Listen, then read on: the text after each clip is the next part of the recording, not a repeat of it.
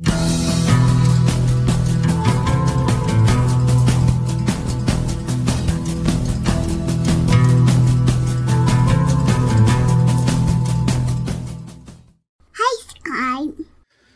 afternoon, everyone. Welcome to D.E.I. Deathwatch, the digest show looking at the destruction and doubling down on diversity, equity, and inclusion. And this episode is the public school edition because, boy, oh boy, a lot's been happening in public schools the last couple of days. We'll get to that momentarily. But first, who's joining me on this beautiful Friday afternoon? Alexander. Good afternoon. Stoka. How's it going, Brett? Nice to see you. Good afternoon to you. Fun Time Bats, good afternoon. Kieverdam, good afternoon to you too. And thank you, Kieverdam, for providing the link for providing the link to the Leukemia and Lymphoma Society donation page. Guys, that's pinned to the top of the chat box. If you can take a look at that, if you're able to donate, please do so. But even if you can't, if you can share that out on social media, that would be appreciated. So thank you ahead of time for that. And thank you, Kieverdam, as always, for providing the link. Mike Savage, Blarg, Shady Grin, hello. Joel McLaughlin, hello. Ambush stream. Well, it's not really an ambush. This is planned. This is planned long in advance. Maybe your arrival is an ambush. Could be. I don't think I've said your name out loud in quite a while, so hello. Josh Hammond, hello. Advocates Diaboli, good afternoon. Cephalus Wolf, hello. The Best Remy, hello. Aspie Auntie, good afternoon.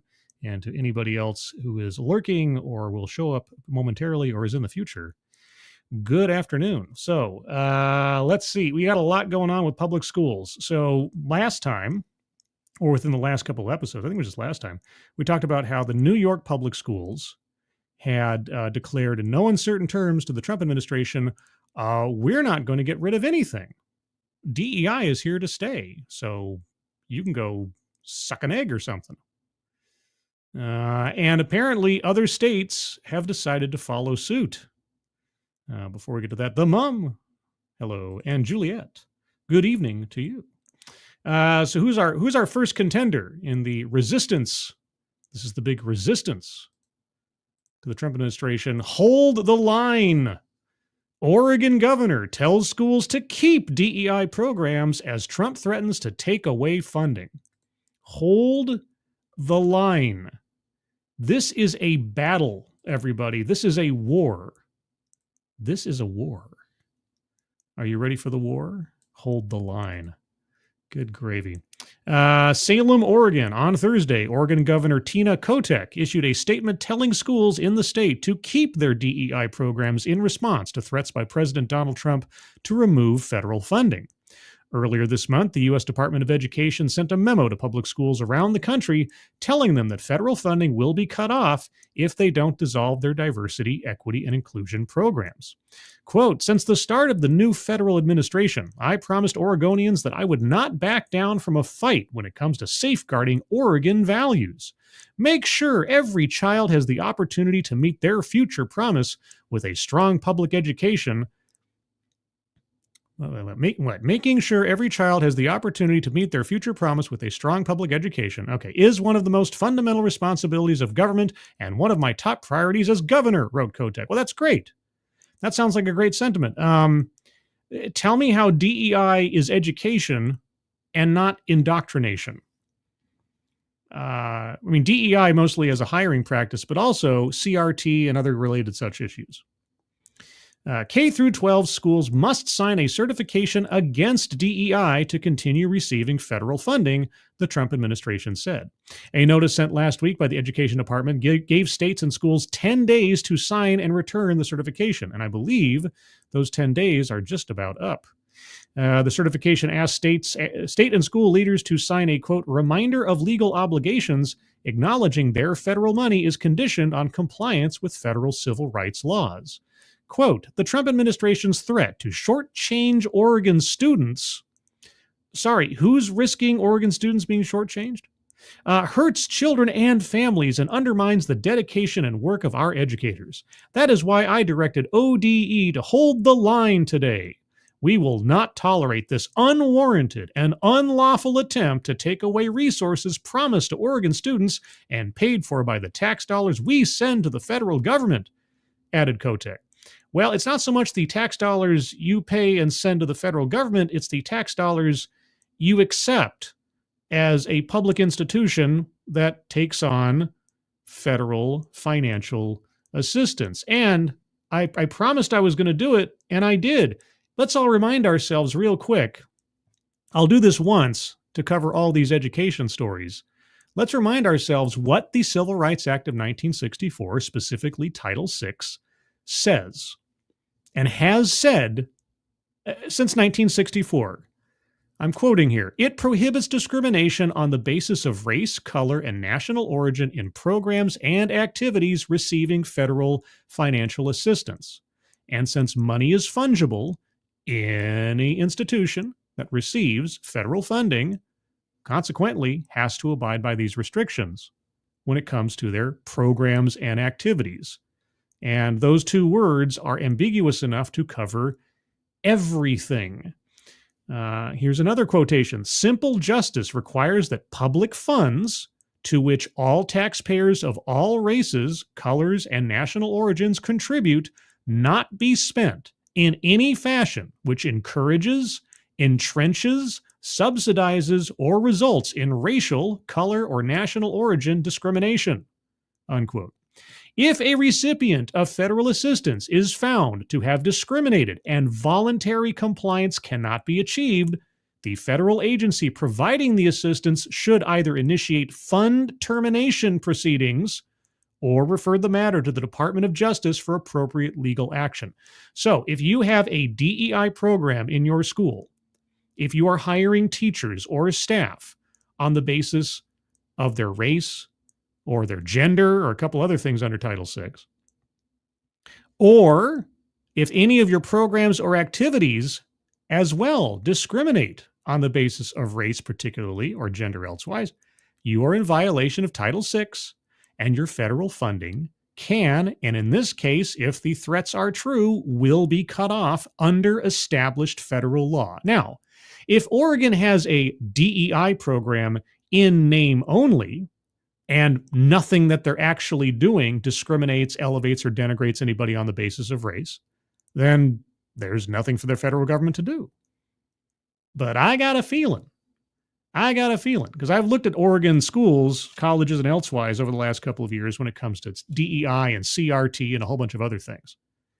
So you can call it whatever you want. You can call it DEI, you can call it CRT, you can call it affirmative action, whatever. If anything you are doing in the public schools violates Title VI, it's been in written law for a number of years now. Quote, the use of certain DEI practices can violate federal law, the administration wrote in the certification, adding that it is illegal for programs to advantage one race over another. Yes. Okay, well, that's it, apparently. Okay, so Oregon schools are holding the line. Don't do anything. Keep your DEI programs. Well, for the sake of Oregon schools and for the sake of the students therein, I hope the administration of the Oregon Public Schools is either not conducting any programs or activities that discriminate on the basis of race or will very quickly end them, even though I think that should still be punished for past actions.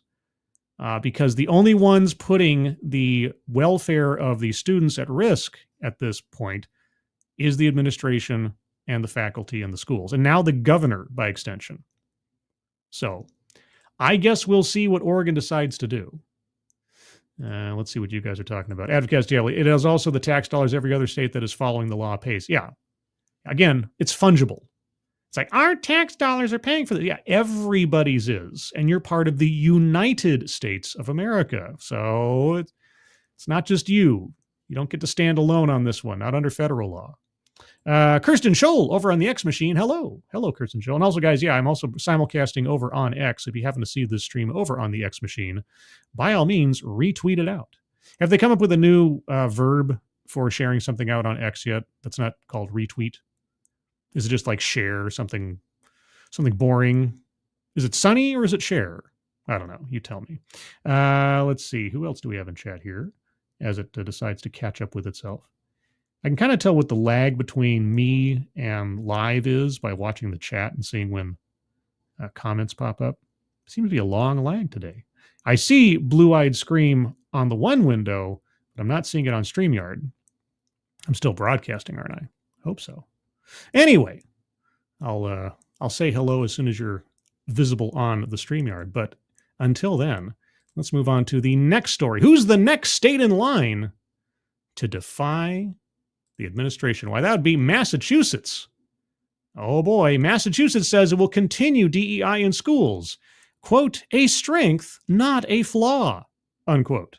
Oh boy, the Massachusetts Department of Elementary and Secondary Education has reached out to the Trump administration and said the state will continue to adhere to a diversity, equity, and inclusion in its schools despite threats to cut federal funding. All right, well then, you're making a declaration and your federal funding may get cut. All comes down to the details. Quote, consistent with long-standing federal law, Massachusetts will continue to promote diversity in our schools because we know it improves outcomes for all of our kids and we have more work to do, unquote. What long-standing federal law are you talking about? I'd be curious to know. Which long-standing federal law says that diversity is required in schools in the way that diversity is interpreted under DEI, as in discrimination? Specifically on race. What do you mean? And that was a quote from Education Secretary Patrick Tutwiler. He said in a statement to the U.S. Department of Education. DEI in Massachusetts. In the letter, Tutwiler highlighted the accomplishments of Massachusetts schools, saying the state has the best K-12 schools in the country. He said that DEI is why Massachusetts schools are so strong, calling diversity, quote, a strength, not a flaw, unquote. Really? So, discriminating on the basis of race in hiring or other programs or activities within the schools is a strength, not a flaw, you say? I mean, if you say so, I mean, that must make it okay then. Quote, it is a reason for our success, not a barrier to it, Tutwiler said in the letter. Well, I'd love to see the proof of that.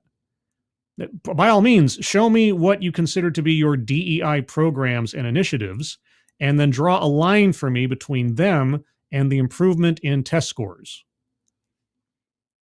I'm honestly curious to know.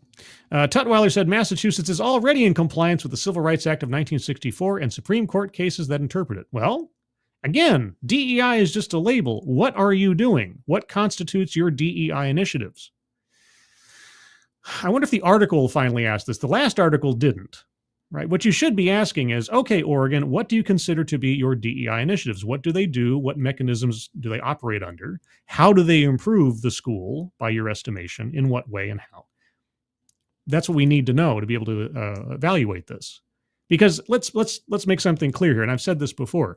Other state legislatures and everything passing laws or statutes that say we're outlawing DEI. Well, you've seen it, and we've talked about it several times now. And then people just, we change our website. We change our website to not say DEI. We change it to phrases like impact and excellence and opportunity or whatever. You don't need to do that. That's just forcing places to change the label and put things underground. The meat of the matter already exists in federal law. It all comes down to what are the outcomes of the programs and activities, and what are the mechanisms therein? Do they violate existing law? Are they discriminating on the basis of race or gender or orientation or anything else that falls under either Title VII as an employer or Title VI as a recipient of federal funds? That's all you have to look at. Everybody running away like, oh, well, we're not doing anything DEI, or our DEI stuff doesn't violate the law. Anyway, the U.S. Department of Education warned state education commissioners last week that federal funding for their K-12 schools may be at risk unless they confirm they are complying with, quote, anti-discrimination obligations, unquote, including getting rid of DEI programs. The Trump administration has been cracking down on DEI since taking office, calling the practice discriminatory. It can be, but again, we need to know what exactly constitutes these programs in these schools. Quote, federal financial assistance is a privilege, not a right, said Craig Traynor, acting assistant secretary for civil rights, in a statement. Quote, when state education commissioners accept federal funds, they agree to abide by federal anti-discrimination requirements, unquote. This is true. Several other states, including New York, have already said they will not comply with the order. Like Massachusetts, New York's education department said they are already in compliance with the Civil Rights Act of 1964. Yeah, except for all of that stuff when they aren't. Did a video on it. It's in my library. Look up Richard Carranza's spending spree on my channel. It's a couple of years old now, but you can bet that those policies and ideologies didn't go by the wayside too easily. Federal funds are already on the chopping block as the Trump administration plans to dismantle the U.S. Department of Education, leaving educators in Massachusetts concerned. Programs at risk include support for special education and low-income students and Pell Grants. Yeah, programs at risk of losing federal funding because of other things you may be doing that violate the law. And whose fault will it be if that federal funding goes bye-bye? It'll be your fault. And again, this article does not give us any examples of what constitutes a DEI program in Massachusetts schools. I might have to do a follow-up to this on the next DEI Deathwatch. I'll have to do a little research on Oregon and Massachusetts on what their past publications and such have said about their DEI initiatives. TC, good afternoon or evening, wherever you are. And Advocast Diaboli has given us, I believe, the link to Richard Carranza's $700,000 spending spree, or $7 million, whatever it was. It was a lot of money. He spent it on Courageous Conversations with Glenn Singleton. He spent it on the, what was it? Something called like Deep Roots or Deep Thoughts or something. It was some DEI consulting service. I found an interview with its founder where she absolutely, what's a good phrase that I can say on a family show here? She loses control of her bowels on a sleeping surface when asked basic questions about what she does in an interview. It was something to behold. I still remember it. It's still like burned in my memory, that particular video. So yeah, take a look at that after this stream if you want to get some idea of what's been going on in New York public schools over the last several years. Now, Richard Carranza is no longer the head or the commissioner or the chancellor. That's what the chancellor of New York public schools. But he set the trend, and not a good look. Not a good look. But I'm gonna have to look up. I'm gonna have to do some research after this in Oregon and Massachusetts, and maybe do some Wayback Machine work, because I have a feeling they may have tidied things up in recent times, even if they're saying elsewise. But that's not the end of the education parade here. Oh no. New York, Oregon, Massachusetts. Let's go to Vermont, which is a little bit different. It's a little bit different. Vermont is complying, and yet there's still resistance. Let's find out why. Vermont will certified compliance with Civil Rights Act of 1964. Activists say it's a bad idea. Well, do tell activists, why is it a bad idea to affirm that you're complying with established federal civil rights laws? Let's see. Secretary of Education Zoe Saunders says Vermont will recertify its compliance with the Civil Rights Act of 1964 as requested by the Trump administration, but she is facing pushback from local educators, the Vermont ACLU, and others who say the Trump administration is only requesting recertification as a ploy to end diversity, equity, and inclusion programs in schools. Now, I think that's explicitly part of the reason why they're asking for recertification. It's not a ploy. It's not like it's some kind of feint. I think that's been explicitly stated, hasn't it? In defense of Saunders' decision, the Attorney General's Chief of Staff, Lauren Jandl, said Vermont certification will only agree to continue complying with the Civil Rights Act of 1964 and, quote, reject conditions or assurances that are not supported by current law, including Trump's anti-DEI guidance and orders, unquote. In other words, Vermont's response to the federal directive will not change how the state operates its DEI programs, according to Saunders and the Attorney General's office. So effectively, they're saying, we'll say we're in compliance because we say DEI doesn't violate the law. And again, the question comes down to not the label, but the action. What constitutes DEI programs in Vermont schools? And go through each of those programs, and do any of them in any way, shape, or form discriminate on the basis of race or gender? This is what we have to know. Quote, none of President Donald Trump's executive orders are legally binding related to instruction in Vermont classrooms, unquote, Saunders said on Monday in a joint news release with Attorney General Charity Clark, adding that, quote, current initiatives which are perfectly legal as a matter of state and federal law can and should continue, unquote. What are your practices? Specifically, how do they work? Saunders reaffirms Vermont's DEI practices. Saunders also reaffirmed her support for Vermont's DEI practices, promising Vermont, quote, will not give in to misleading and damaging myths about diversity, equity, and inclusion work, or, quote, allow these myths to distract us from our commitment to creating inclusive environments where students feel they belong and know they are supported by their educators, unquote. Myths. For those of you who are veterans, how many DEI myths presentations have I gone over in the last several years? Where somebody stands on the stage to assure everybody, here are some DEI myths. I think I've done a few. I can't remember a single one that divested me of the suspicion. I know it's a nascent suspicion that the myths are truths. Clark added Vermont will continue to defend its residents from any potential, quote unquote, unlawful conduct by the federal government and enforce, quote, with equal vigor, unquote, state laws that offer even greater protections. Okay. Saunders confirmed Tuesday that she will send a statewide certification to the Trump administration instead of requiring school districts to sign individual certificates as she initially requested. Okay, so you're just going to do one omnibus, we agree, but we agree to disagree. Okay. Saunders changed course after speaking with Vermont's teachers union and school boards, superintendents, and principals associations who called individual certifications, quote, unworkable, unquote, for districts in a joint letter to Saunders on Monday. Why?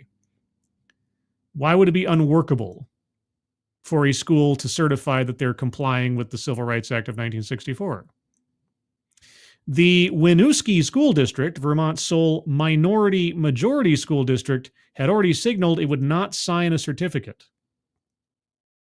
Why? I'm honestly confused. Why would you not certify that you're following long-established federal law?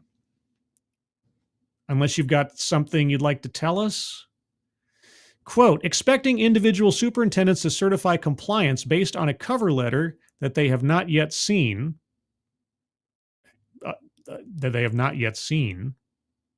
We'll just email it out to everybody. That clarifies the legal boundaries of their certification will lead to a patchwork of responses that could put Vermont and local school districts at risk, the letter said. So you're going to just say on behalf of all the districts that they are complying with one letter, but if there's a risk that certain school districts either would reply elsewise or not certify, then doesn't that just mean that there's suspicion that you're not complying statewide? That doesn't make any sense. That really doesn't make any sense. Vermont's Agency of Education will respond to the U.S. Department of Education by April 24th, according to agency spokesperson Lindsay Hedges. Who is objecting to Vermont's agreement with the letter? I'm going to guess a whole bunch of activists. And by activists, I mean educators, because that's who educates children these days. A growing list of local activists are demanding that Vermont refuse to comply with any aspect of the April 3rd directive, an action several states, including New York, have indicated they will take. Although the federal directive does not outright ban DEI policies in schools, stating instead that certain diversity policies can be illegal, which is true, opponents of the order argue its true intention is clear. The directive, quote, is not a neutral restatement of civil rights law, unquote, said an April 8th letter addressed to Saunders and Clark, signed by over 100 Vermonters, including educators, parents, organizations, and a few state representatives. Quote, it is a politically driven reinterpretation designed to intimidate and suppress lawful equity work under the pretense of compliance. Vermont must not legitimize this strategy by quietly signing on, unquote. Lawful equity work. Okay, again, what work falls under your equity category, and does it in any way, shape, or form discriminate on the basis of race or gender? Tell us. The letter also argues the federal directive is, quote, likely unconstitutional, unquote. Do tell. Contending that court cases like Santa Cruz Lesbian and Gay Community Center versus Trump show, quote, efforts to enforce these interpretations have already halted in the courts, unquote. Again, this is all muddling the waters. Muddying the waters, muddling. It's muddling, it's muddying. You don't need to have a get rid of DEI stuff. It just doesn't matter. DEI is just a label. It's already set down in Title VI. I did it once before. I'll do it again. We don't need a DEI declaration. We just need to enforce the existing federal law under Title VI for these schools. Go to their websites, go to the Wayback Machine, go to their previous publications, go to their promotional videos, take a look at what they say they are doing or what the purposes are of their DEI programs. It's very simple. You don't need to go through all these extra hoops. Just tell all the schools, hey, anybody who's declaring that they have DEI programs, we're going to be taking a look and auditing your programs for potential violations of Title VI. That's it. The we're outlawing DEI thing is, as far as I'm concerned, unproductive and gives people an idea that they just have to, as we've seen a couple of times now with different people talking, as we saw in the ambush stream the other night, just change the language on your website. You can stay under the radar. The letter also argues the federal directive is, quote, likely unconstitutional. Yeah, I already read that. In that case, a federal judge issued a preliminary injunction in 2020, arguing the Trump administration's executive order banning federal trainings that teach divisive concepts probably violated the First Amendment and the Fifth Amendment for being unconstitutionally vague. And that really is the main problem here. You don't need to do this. Ban federal trainings that teach divisive concepts. Okay, well, is any federal training teaching discrimination on the basis of race or gender or other? The law already exists. If you leave the language ambiguous, that just means it's going to fail when it comes to a legal test. And the language necessary is already in existence. Governor Phil Scott took to social media on Wednesday afternoon to back Saunders' statements about the directive and to chastise activists for spreading, quote, inaccurate information, unquote. Okay. Quote, without acknowledging the facts or how my administration was handling the matter, some activists stoked more fear and anxiety throughout our education system, Scott said. Do you mean to tell me that left-wing activists are fearmongers? Oh my gosh, Scott said, my office heard from hundreds of parents and educators, all of whom have been given inaccurate information or worse, misled. Misinformation? What are you going to do to punish these people? To move the nation past the chaos Washington is causing, we need to rise above it and lead by example. By defying a federal order and confusing things even further by having a single letter go out, which puts the suspicion up that several districts in your school system are violating the law, just not wanting to say it out loud. Yeah, okay, thanks for clearing that up. All right, so homework assignment for Scribelight. Oregon, Massachusetts, Vermont, public schools, Oregon, Massachusetts, Vermont, public schools, DEI, propaganda. I'll probably have to do some research going back a year or two because I bet they were preparing themselves or made some changes after the Supreme Court decision. But yeah, so I will do a follow-up on the next DEI Deathwatch. To find out, okay, well, Oregon, Massachusetts, and Vermont say we're not doing anything wrong. Okay, well, I mean, maybe they're right. They could be doing stuff that's DEI in name only. So DEI no. DEI no? Possibly. But that'll be a project for the next Deathwatch. In the meantime, we all need to know that DEI is good. Right? We need to be reminded that DEI is good. And where do we go for the biggest cheerleader on why DEI is good? You need to keep at it. Aside from apparently several state public schools, why our friends at Forbes. Yes, Forbes has put out 2 articles in the last few days defending DEI and telling us why we need to keep going with it, guys. So keep this in mind, regardless of what institution we're talking about, whether it's a public institution or a private business. Here we go And this is a continuation a little bit from Midnight's Edge in the Morning this morning, where I mentioned, and we sort of alluded to it in places, that movie studios are still hanging on in little ways. The backlash to DEI has companies forgetting its true value. What is the true value of DEI? Oh, Forbes, tell me, oh, tell me true.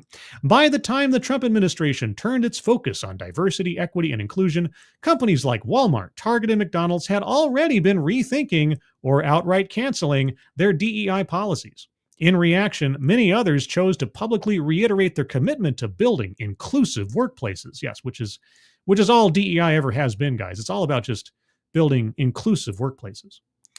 The complexity and nuance of the situation are neatly encapsulated in the changing stances taken by Meta. Oh, yeah, Meta. You mean Meta that put out the public announcement that effectively said, yeah, we have been using illegal quotas for hiring practices this whole time, but we promise we'll stop. Please don't sue us. After publicly announcing an end to its DEI programs, the company soon released an internal memo stating that sourcing candidates from diverse backgrounds and mitigating bias are top business priorities. This seemed to be an attempt to appease a disappointed employee base by showing that Meta still believes in the value of a diverse workforce. Yes, and also, again, raising suspicion that they're just changing the label and not what's inside the can.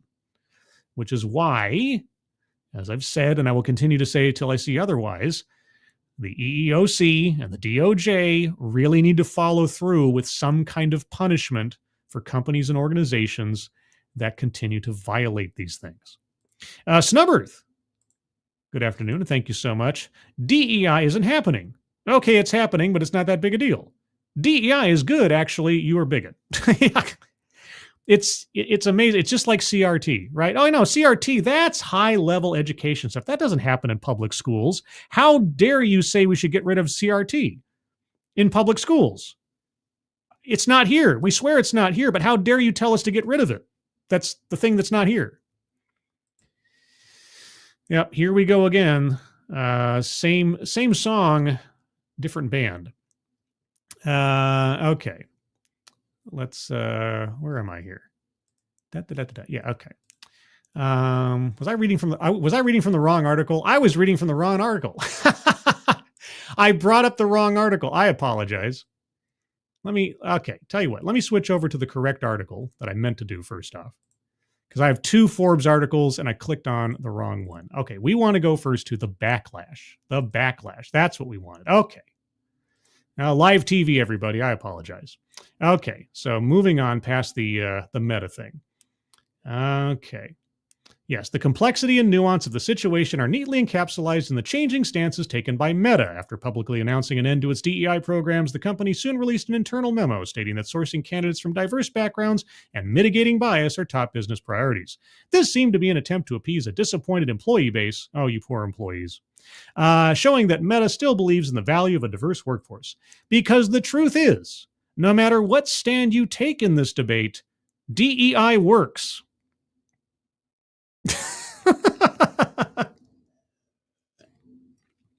I've been waiting. Show me the proof. Actual proof. And the companies that refuse to acknowledge this are likely losing in the marketplace. Likely? Why would it be likely? Why wouldn't it be just they are? DEI's impact on business is undeniable. Well, I'll grant you that. I'll grant you that. Let's just look at Hollywood as an example for how the impact on business is undeniable, with flop after flop after flop after flop, both in streaming services and movies. Yeah. Greater workplace diversity should appeal to any leader who wants to improve business performance. Should, unless you want to risk legal trouble now. Decades of research have shown that companies benefit from diversity in a wide range of ways. You keep telling me, show me how. Oh, why didn't I say it before? In 2023, McKinsey & Company released Diversity Matters Even More, the fourth report in a comprehensive series on the business impact of diversity. You mean from McKinsey, who gave that 2015 report that started the whole thing, and it's all unproven nonsense. The company observed more than 1,200 companies, across 23 countries, to determine the impact of gender and ethnic diversity on financial outcomes. Oh, so you found a direct correlation and causation between these things? It determined there is a significant link between diversity and financial performance. What do you mean by significant? Link, it should be cause and effect, shouldn't it? As leadership teams and company boards grow more diverse, particularly when it comes to gender representation, the link becomes even stronger. According to the report, the McKinsey report, because McKinsey is so trustworthy, companies in the bottom quartile for diversity are 66% less likely to financially outperform their competitors. 66% less likely. Based on what? Are you going to tell us? Do I have to munge through McKinsey's report to find where they... Because the last time I looked at one of these things, there was a tiny, tiny little footnote buried on page A17 or something, where it said, we cannot draw any causal link between this, that, and the other.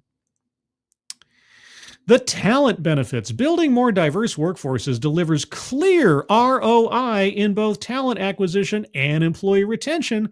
Great. Show me your success story. Show me the success story that shows that we invested X number of dollars in DEI, and then DEI and DEI alone recouped all that money plus a whole bunch. You have a success story by now, right? This has been going on for over a decade. When companies adopt practices like skills-based hiring, yes, they maximize their chances of finding great talent from a variety of backgrounds. Why, yes, they do. If you do practice only skills-based hiring, yes, but that's not what DEI does. Focusing on merit, demonstrated ability, and potential rather than educational pedigree or years of experience in the field also contributes to increasingly diverse applicant pools. Merit, demonstrated ability, and potential rather than educational pedigree or years of experience in the field. How do you measure that? Aside from educational pedigree or years of experience, how do you focus on merit and demonstrated ability and potential? How do you measure someone's merit, ability, and potential without some evidence that they've worked towards a degree or that they have years of experience in a field? There's some very odd turns of phrase here. Otho May. Good afternoon. Kay Roberts. Because the workplace overrides the team. Yep, smells like neo-Marxism. Yeah. That is a very bizarre sentence. We want to focus on merit, demonstrated ability, and potential, but your educational background and your actual work experience that's not really relevant. Okay, let's try this again. Focusing on merit, demonstrated ability, and potential rather than educational pedigree or years of experience in the field also contributes to increasingly diverse applicant pools. Well, yes, if you lower the standards away from proven ability and education in something, you will open up your applicant pool very, very wide. It's true. I mean, I could see special circumstances where, oh, wait a second. The first thought that came to mind was okay, let's say a company hires a cybersecurity expert who doesn't have a degree, but has been working as sort of a white hat hacker for the last 7 years. But that would be years of experience in the field, and we can't have that. So I don't even know what they're talking about. Mark Gallo, an executive at Eightfold AI, compares it to an NBA team scouting international talent. What? If companies aren't willing to cast a wider recruitment net, they'll likely miss out on people who could help transform the workforce. So, wait. Okay, maybe I can't get a degree in basketball, but you would want me to have some years of experience in the field and a proven track record thereafter, right? You wouldn't just watch me make one basket and then say, you have demonstrated merit, ability, and potential. I'm going to hire you to my NBA team because we saw you make one 3-point throw. And that's enough for us. We don't need to see any kind of long-term pattern of dedication or accomplishment in this thing that we're hiring people for. This makes absolutely no sense. When does the NBA team scouting international talent? Yeah, you know where they get most of their international talent from? Other basketball teams. People who have been on other basketball teams in other countries with years of proven ability. Pursuing diversity is also a way of attracting the best early career talent. Is it? According to a 2020 survey by Monster. Is Monster.com still a thing? I guess so.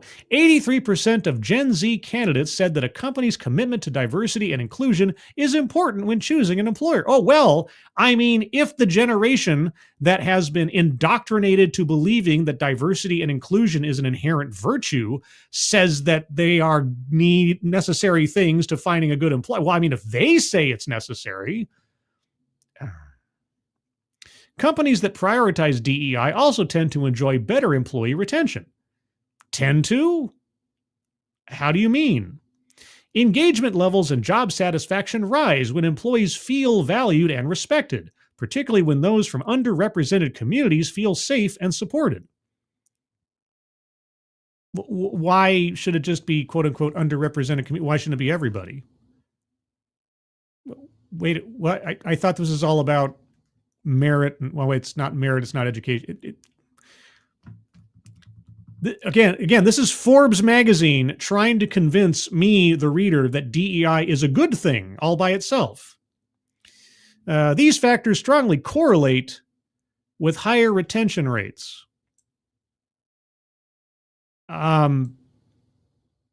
It's not correlation we're looking for here, Forbes.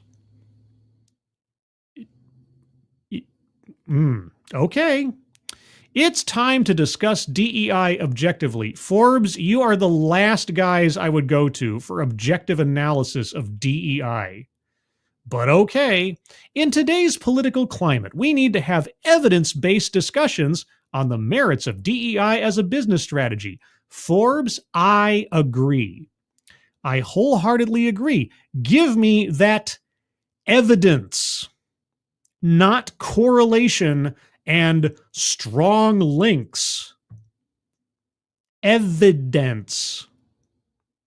But we also need to reckon with the truism that many people see DEI as a source of bias, not a remedy for it. It is a source of bias. It is inherently a source of bias. You're trying to gaslight, and you didn't pay your gas bill. Even though mandating companies to drop their DEI program seems tantamount to saying stop competing hard. Yes, that's what DEI is, guys. It's competing hard with a vengeance. The reality is that the controversy over the mere concept won't go away quickly. I hope it doesn't. So if we want our businesses to succeed in the long run, we need to prove that DEI is the competitive edge we need. Forbes, the truth of the failure is in that very statement. It has been over 10 years since D.I really started to take off. Okay. And in this article, where is your success story? You cited correlation, strong links, and McKinsey studies. McKinsey studies that only say one thing because that's McKinsey's brand. You didn't name a single company in here that had provably gained an advantage, profitability, innovation, anything otherwise, because of DEI. Where is the success story? There should be one by now. If DEI is such an instantaneous golden goose, why is Meta dropping it? Why is Amazon dropping it? Why is Netflix sort of dropped their diversity executive the other year? Now, again, as said, a lot of that could be just performative. But why even run the risk of losing all of that inborn talent by saying you don't want DEI anymore, or you're getting rid of your DEI practices, if it is just an instantaneous slot machine? Do you have any proof? Actual proof? Do you have a success story? Why do I constantly have to ask for success stories in these things? You should have them at hand by now. It's been over 10 years. But in that same vein, let's try one more from Forbes, the one that I accidentally brought up earlier, but I didn't mean to, but we can do this now. 4 ways diversity can strengthen your business. Okay, maybe this will be the evidence I've been looking for, because I still haven't found what I'm looking for. Let's see. Matthew Phillips is CEO of Car Pros Automotive Group, one of the nation's fastest growing dealership groups with 9 stores in Washington and California. All right. So are you going to tout your own company's activities? Diversity, equity, and inclusion, or DEI as it's often referred to, is a hot button term. Yes, I'll agree with you there. We're already on the same page. For some, it is pandering virtue signaling. It is that, yes. Others misinterpret it as promoting people beyond their abilities. It does do that, yes. And still others see it as a moral imperative towards righting generations of oppression. There's that too. You got them all. You're right on all those terms. You're right. However, it is rarely viewed as a business strategy, and that's a shame. Well, I'll tell you why that is. As I drink my water, where's the return on investment? What is the ROI on DEI? It was mentioned in the last article. You need to give us evidence. People often respond to DEI with, quote, "We hire the best person for the job regardless of who they are," unquote. No, you should hire the best person for the job regardless of what they are. Who they are, that's not what DEI cares about. But anyway, however, people exist in context. Okay, we all see the world through the lenses of our dreams, fears, beliefs, experiences, and culture, forming a complex prism that shapes our views. Were you a poetry major by any chance? These prisms are a business opportunity that, applied correctly, can improve customer service and employee retention, as well as that holy grail of business, sales and profits. Well, all right, there's your opener. This is the persuasive essay. I can't wait to hear the evidence. Before that, the mom, thank you so much. Proof Disney is technically overall profitable. Yes. Overall profitable. Yeah, it's overall profitable. So DEI must be working, right?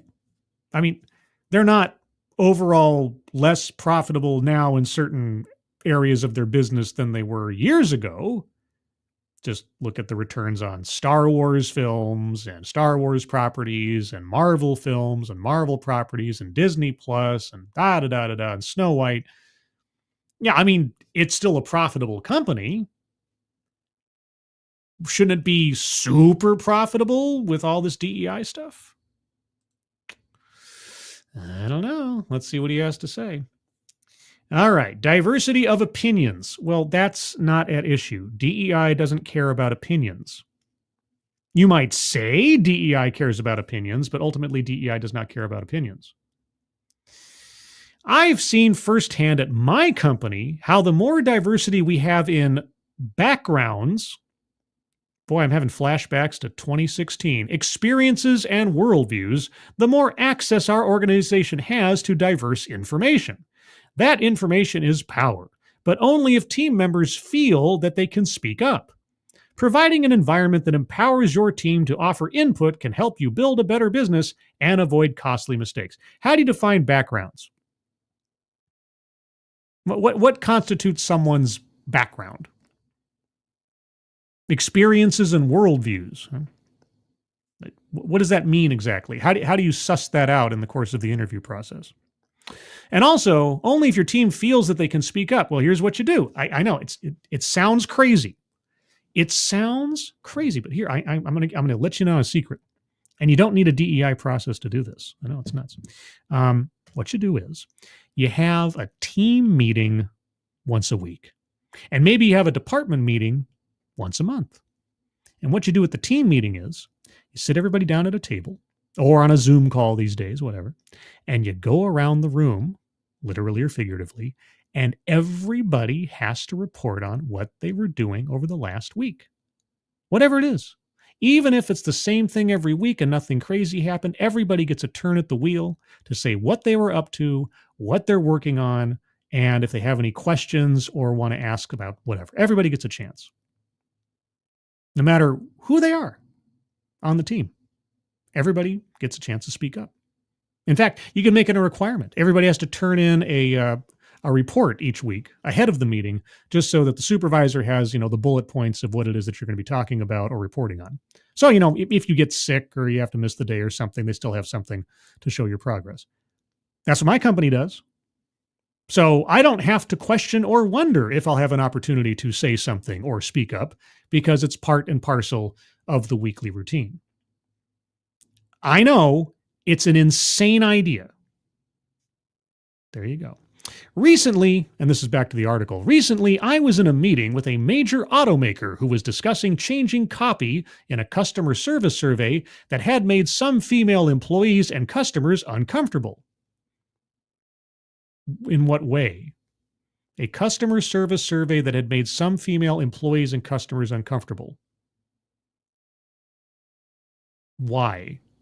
Okay. And yet, there was not a single female present in that room. Were there any in the room when that survey question was written? And if so, did they feel empowered to speak up? My guess is no. Okay. What was your name again? Matthew? Okay, Matthew. You have to tell us what the question was. You have to tell us what the question was. And you can't guess, Matthew. And you guessing no doesn't tell us anything. So you've already failed at this. This was your first opportunity to give us an argument in favor of your premise. All right? You had your opening statement. You want to prove that DEI is still important. And so now you've come to your first hurdle and you failed. But at the same time, you've also underscored the fact that you're focused on gender. We don't know why you're focused on gender because you won't tell us what the problematic question was. So now we can't assess if anything you're saying makes sense. All right, let's move on. This is a perfect example. No, this is not a perfect example.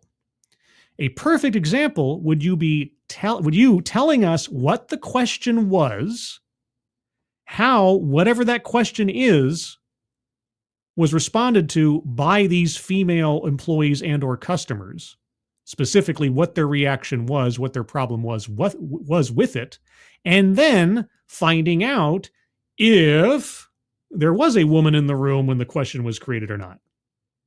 Not guessing, not leaving that unsaid. So no, this is not a perfect example. Although, so far, this essay is a perfect example of the inherent failures of people trying to defend DEI. They tell us there's all these benefits. They tell us there's all these perils. And yet, more often than not, they won't actually tell us what they are. This is a perfect example of where people with similar expertise, say in customer service or statistical analysis, might view the copy differently when seen through their own unique prism. Matthew, you are assuming, at least implicitly, that all women think alike here. You're telling us that if only a woman had been in the room when this question was crafted for a survey, it never would have passed muster.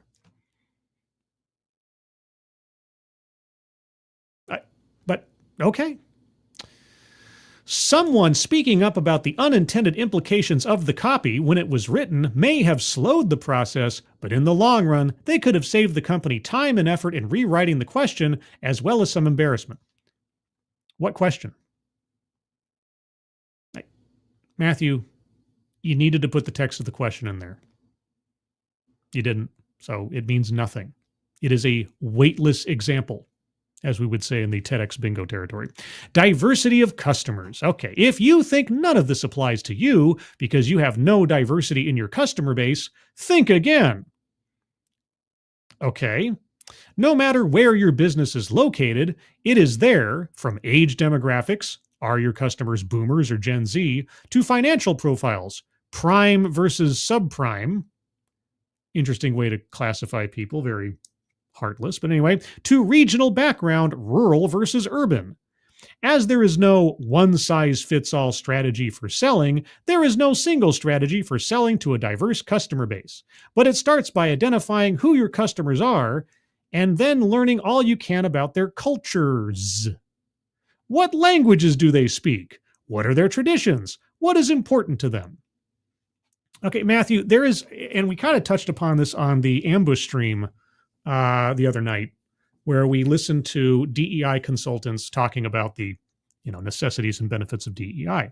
And one of the consultants thereof, she who coined George Flurd, tried to make the argument that, well, Target has decided to drop all its DEI initiatives, and yet I walked into a Target and I saw lots of products geared towards African Americans and geared towards LGBTQ plus customers and everything else. So obviously DEI hasn't left this place. It's not about marketing, Matthew. It's not about your customer base or necessarily your products. It's about what goes on at the company behind the scenes, Now, I mean, I will argue that a company that decides to favor one race over another in their marketing or in their initiatives and everything else, just as a matter of course, depending on what the product is. I mean, obviously, if it's particular, if it's a hair product for people who have kinky hair, well, obviously you're going to market towards people with kinky hair. And what demographics largely have kinky hair? That's just the nature of business. But that's not DEI. Okay, you're trying to conflate two things together: DEI with marketing strategies, depending on what your product is. What languages do they speak? Yes, Matthew. If you're marketing a product to a demographic that doesn't speak English, then yes, you're going to probably have to craft your marketing materials into the language they actually understand. It's true. That's not a DEI initiative. That's just a business initiative. Who are you hiring, Matthew, and why? Who are you promoting and why? What suppliers are you choosing to do business with and why? Is there a predicate of race or gender in any of those decisions? That's where the big questions arise, Matthew. Okay. Now, in spirit, even if you're not violating established law, in spirit, I would hope people would try to move themselves to a place where there's aligning with existing federal civil rights laws in their implication, if not in their legal text, right? What do I mean by that? Well, a regular U.S. citizen can, if they so choose, be a raging racist and mean to people on the basis of their race, verbally and elsewise, and technically, unless there's some statute in a particular place or other, they're not breaking the law because First Amendment, right? They can do that, and I would defend their right to do so. I can hope, however, that the laws we operate under and the changes in our society over time because of the laws we operate under would encourage people to think differently about how they treat one another, first and foremost, on the basis of, say, just their race or just their gender. Even if they're not violating civil rights law in their actions and behavior, you hope for the best. But in this case, Matthew, pardon me, None of this has anything to do with DEI. But you're trying to make it sound like it does, and it's not a defense of your argument. At my company, our communities include an Air Force base, okay, as well as people who are first generation Mexican, Chinese, Persian, Armenian, Lebanese, and more. Okay. Knowing this information helps inform how we sell cars. For example, our Air Force Base customers are often short term residents, have relocated, and don't make a huge amount of money, but they're all there to serve our great country. And so, what does that have to do with your hiring and promotion practices, Matthew? What? Language and culture. Okay, each snippet of knowledge and nuance of preference can help you serve your customers better, starting with language. But efforts must be real and substantive. Real and what? Did you say substantive?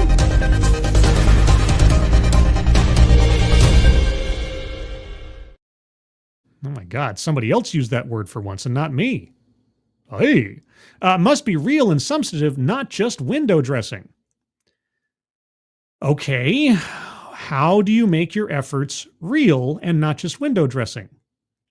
After all, people are pretty good at detecting when a person or a company is being inauthentic.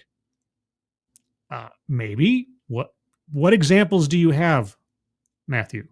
A company can do all the marketing it wants in Spanish, but if no one in the store speaks Spanish or understands the culture, those customers are not going to feel comfortable, making them less likely to buy. I suppose that could be true. So, are you going to hire somebody on the basis of their language skills? I know, it'd be crazy if that was your rationale. Same with the LGBTQ community. Really? Is there a special language? A company can run ads and put rainbow stickers up, but the first time someone asks a gay man, quote, "Will your wife be involved in the decision," unquote, that sale is likely lost. What?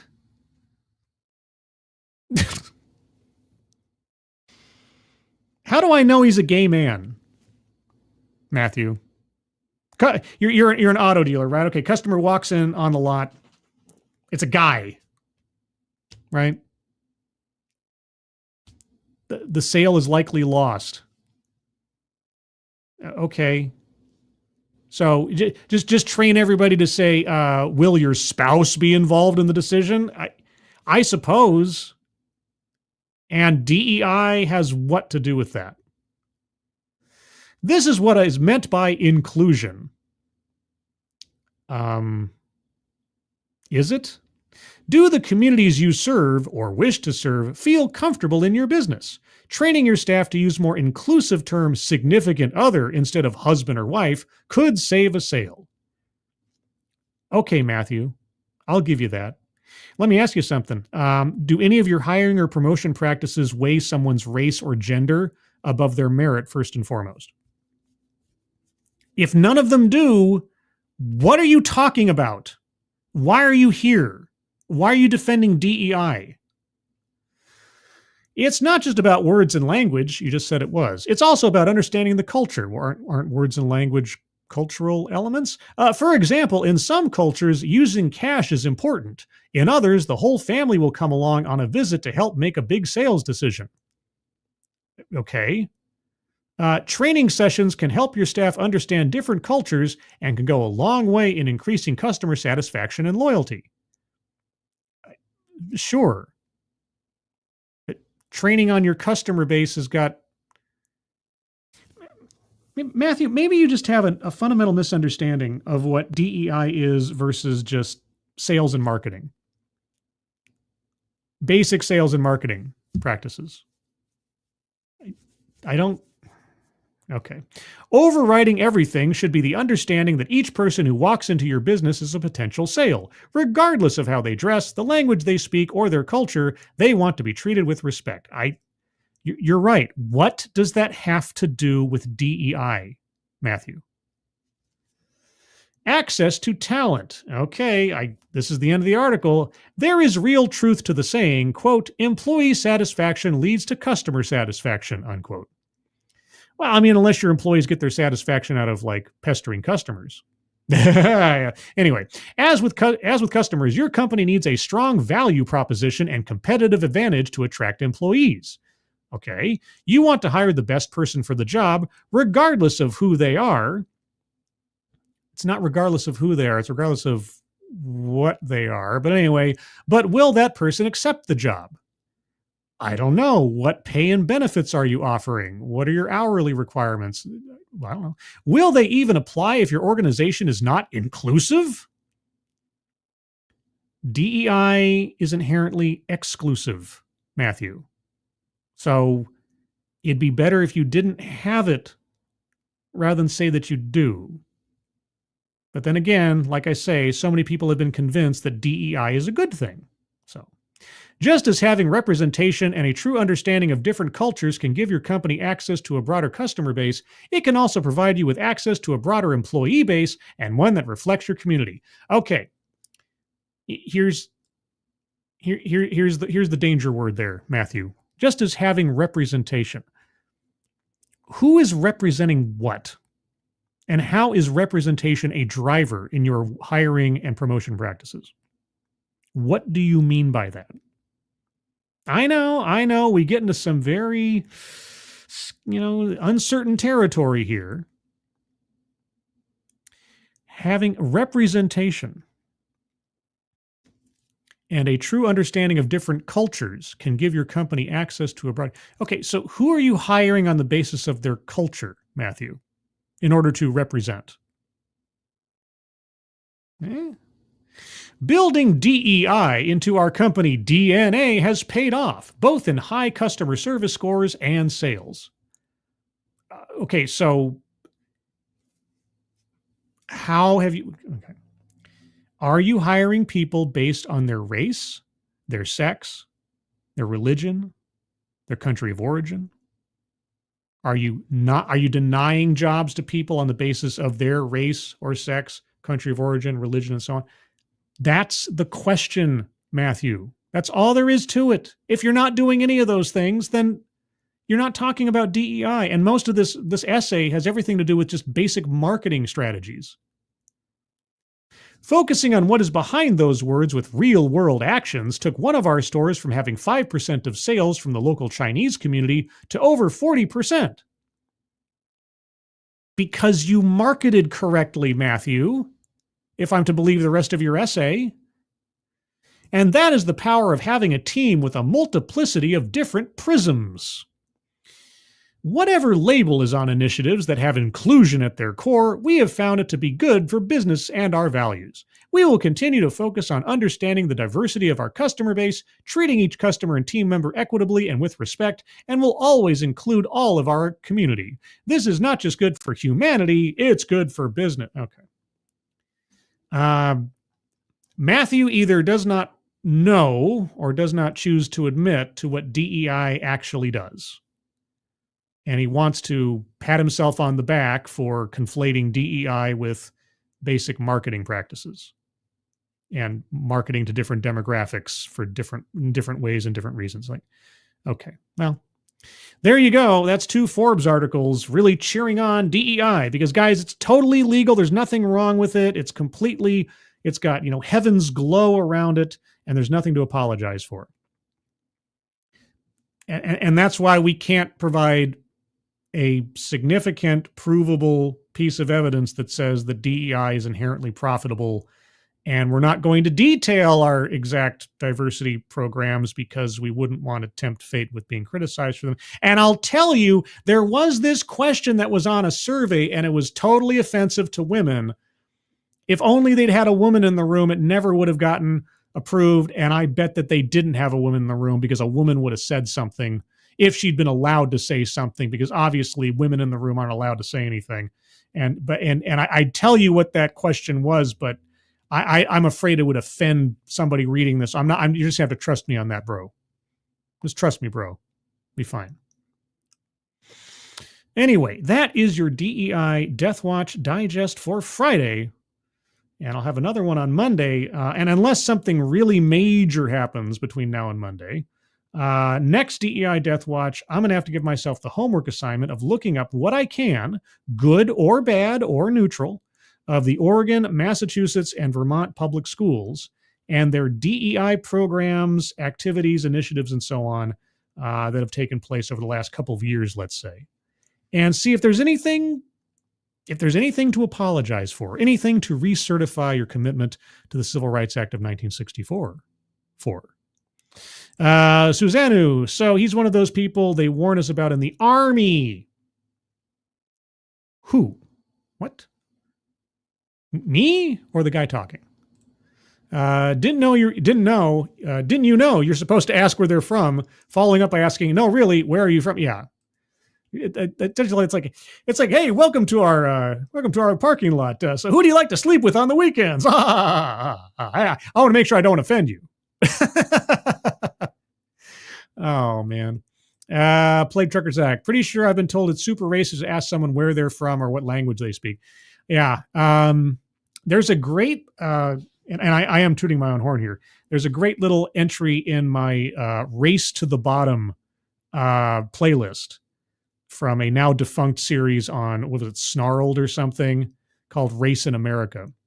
And oh boy, I wish I could remember the name of it. I remember the girl. Her name was Sapphire. The girl talking, her name was Sapphire, I'm pretty sure. Anyway, she talks about being hit on by a guy who's trying to speak the language he assumes that she might speak based on her appearance, which, you know, is a little awkward, but he tries a couple of things because she looks Asian-ish, let's say. And so he tries Japanese or Chinese. And finally she says, I'm Filipino. And so he tries Spanish. And she says to the camera in all seriousness, that's Spanish. That's not Filipino. Yeah, well, I explain why that's ridiculous in the video. But anyway, guys, that is the show. I was going to set up a link to the Discord server. That's what I was going to do. Come on here. I can do it. Live TV. I apologize, everybody. This is the way it works sometimes. Did you know I have a Discord server? I have a Discord server. Would you like to join said Discord server? Well, you can by clicking on the link I'm putting in the chat right now. Click on that link. You'll find yourself on the landing channel called Say Hello. And in addition to saying hello, you just have to say the secret word. The secret word will tell me that you watched the stream, are not a bot, and have thus earned the right, the privilege, the entitlement to join the Discord server. And today's secret word is survey. Just say hello, survey. I don't know that you watch the show. Programming announcement. It is likely, I might change my mind, but it is likely that there will be no Sunday stream this week because I have had a stream every night this week and will continue to up through Saturday. And I need a day without having a stream I have to plan my day around. Just one. So I'm going to take Sunday off.